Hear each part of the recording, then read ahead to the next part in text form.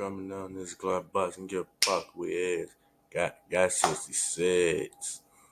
Yeah, buzz 66. Got.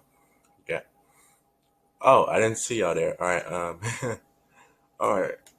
What's going on, YouTube? It's your boy over here, King Savage Squad, and right now we're getting into this whole history of criminal history of Rondo number 9 completely. Came into the Chicago drill scene. Let's get into it. Around 2012, it was almost immediately receiving attention. His hit songs "Hang With Me" and "Ride" the Lil Durk snagged millions of views on YouTube and put his name in the headlines.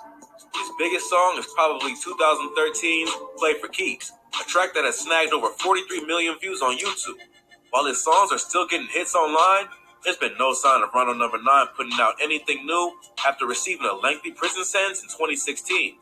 This dark outcome for the rapper was disappointing to fans, especially fellow Chicagoans. At the time, he was seen as the best rapper out of the Windy City. His abrasive, loud style flowed with rich and unique sound resonated with locals. Clearly, he was on his way to the top of the game. So how did an up-and-coming rapper go from rising star to behind bars?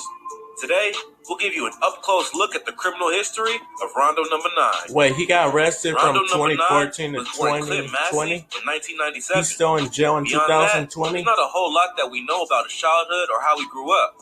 What we do know is that he was raised in the 2000s in Chicago, which was a pretty difficult time and place to be alive. The city had been that way pretty much since the 60s, when violent crime was on the rise and gangs started showing up. Chicago is known as one of the most gang-infested cities in the country, with more than 100,000 active members in dozens of sets.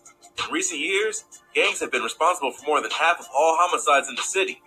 A former police superintendent thinks that it doesn't look like gang numbers will go down anytime soon, saying the gangs here are traditional gangs that are generational, if you will. The grandfather was a gang member, the father's a gang member, and the kid right now is going to be a gang member. Knowing that's the kind of culture Rondo was born in, it makes sense that he would join up with the gang.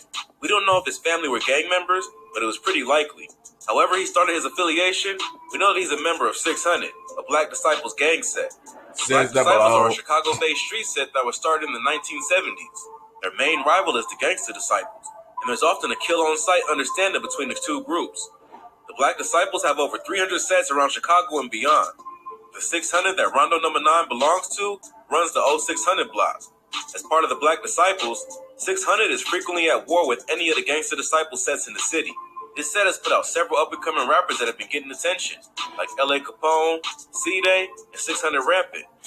RondoNumbaNine's membership in the gang meant that he was no stranger to getting in trouble on the street. Because he was a minor, even at his last arrest, there aren't a lot of records available on his criminal history. So whether or not he got caught for any of his gang activity isn't widely known. His first real run-in with the law happened in December 2013. One day, Rondo posted an image to Instagram showing himself holding what happened to be an actual rocket launcher. I saw that a long time ago. My new baby. Obviously, the photo went viral pretty quickly and was soon in the hands of the Chicago Police Department. Together with a few different Crime Stopper organizations, it sent out memos and bulletins that featured the rapper's face, personal information, and the statement, "Open source intelligence indicates that Brick City/Wick City Black Disciples may be in possession of a rocket launcher." Once RondoNumbaNine heard that he was getting too famous with the police, he removed the post from Instagram and took to Twitter to say how stupid it was that anyone actually thought he would do anything with a real rocket launcher. He tweeted, "LOL, I don't even respond to the foolishness. My fans are so funny in the media too. It doesn't make no sense." You never should post that. Internet detectives were quick to point out that there was a blue stripe on the launcher. I didn't know he would get in trouble after he was holding a rocket launcher. Others guessed that it could have been a prop launcher. Whatever it was, it probably wasn't legit because no arrests were made and no charges were filed. That would be the last time that RondoNumbaNine would get away with something though, because his next arrest would be his final one, at least for a really long time. Damn. On February 21st, 2014, just a few months after the rocket launcher situation, 17-year-old Rondo was at a party with some friends. They were on the south side of Chicago at the Wentworth Gardens housing project, also known as Murder Town. Wentworth is mostly controlled by Gangster Disciples, rivals of Rondo's set, and sees very frequent homicides.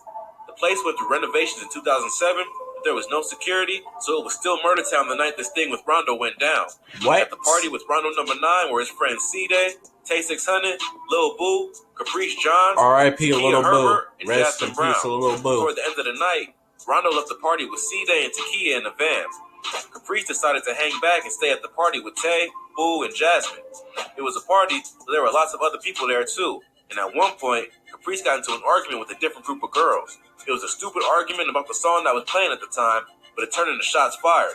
People scattered when guns went off, and Caprice left the party with the rest of her group. They got into the car to head home, and Tay600 called C-Day to tell him what had just happened. They decided they weren't going to let things slide. So they all met up at a nearby Wendy's where another friend named D. Rose was waiting for them. C-Day and Rondo got out of Takia's van and hopped in D. Rose's to head back to Wentworth Gardens. Behind them, the van and the other car followed them. They were on their way to get to the bottom of who fired those shots at the party. As they headed to the south side of the projects, they found a man sitting alone in a parked car in the lot at 38th and South Princeton. The three cars, led by D. Rose, RondoNumbaNine, and C-Day, pulled U-turns and stopped.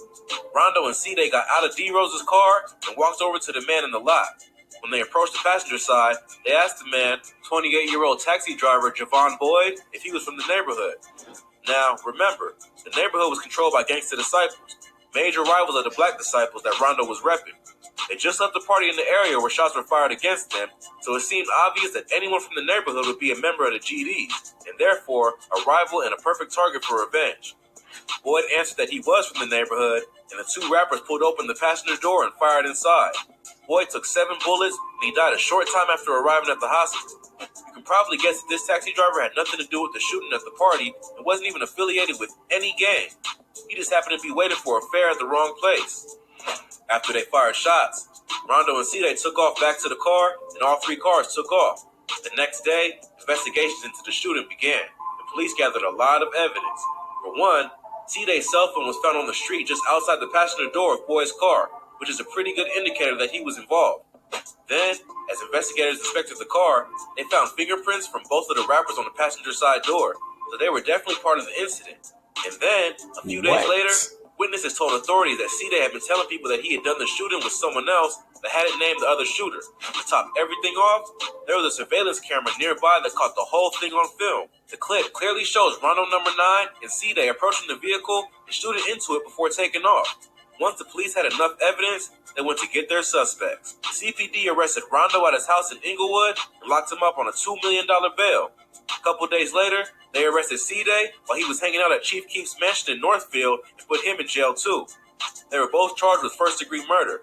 The severity of the charge and the high bail meant that they were stuck behind bars at the Cook County Jail for 2 years while they waited for their trial to start. With all the evidence the prosecutors had, the phone, the fingerprints, and the surveillance footage, they didn't have to do much work to prove the rapper's guilt. Still, they did have the fact that all the girls that were in the group that night told police exactly what went down when the 2 rappers got out of the car. Really? There are even rumors that Tay600 snitched to the cops as well. It is unconfirmed, but if it were true, it probably wasn't even necessary with everything else on top of that. In 2016, the boys received their sentencing. The trial finished up quickly, and on May 9th, they received the verdict. Guilt of first-degree murder, both of them. C-Day received 38 years in prison. Rondo didn't receive his sentencing until a few months later and received 39 years. His current projected release date is February 24th, 2056. Just a bit shy of 60 years old. But don't worry, he's eligible for parole in 2053, which shaves off a whole 3 years. RondoNumbaNine's criminal history may not be too packed. He was only 17 when he caught that murder case, so he didn't have very much time.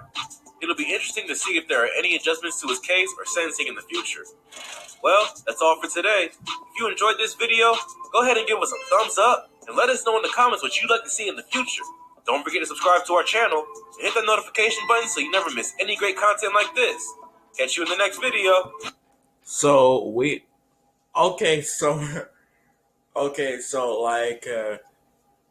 E-Day brother over there, C-Day, completely only told about only a little bit of people. The only person he told was Tay. Tay was not even supposed to tell. He wasn't supposed to tell anybody. So, can y'all tell me if Tay actually snitched on Rondo and C-Day? Did Tay really snitch? I'm gonna see y'all in the next video. Peace out, and comment down below on this one.